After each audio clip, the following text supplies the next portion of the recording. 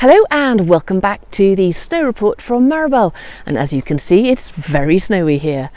In fact, we had around 30 centimetres of fresh snow at the start of this week, and that was to the great joy of all off-piste skiers and also to my very own snow depth measuring Labrador. Conditions here on piste are very good now. The piste have got lovely soft snow on them at all altitudes. The snow depths are keeping going up. We now have 165 centimetres on the summits. Well, that is almost to the height of the top of my head. Down the bottom of the runs there's 55 centimetres, adequate, but we could do with a little bit more. Almost all of the runs in the Meribel Valley are now open. Out of 64 pistes, there are just 4 minor closures, the red Village run below the resort and 3 little used black runs. Meribel's sled run, the Black Forest Mission, has now opened. The snow parks are mostly open, all of the Three Valley Links are open, and this week the pistes have been very quiet.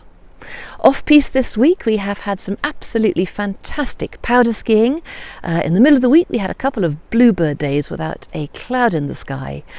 You do need to be a little bit careful, especially on the lower areas off-piste.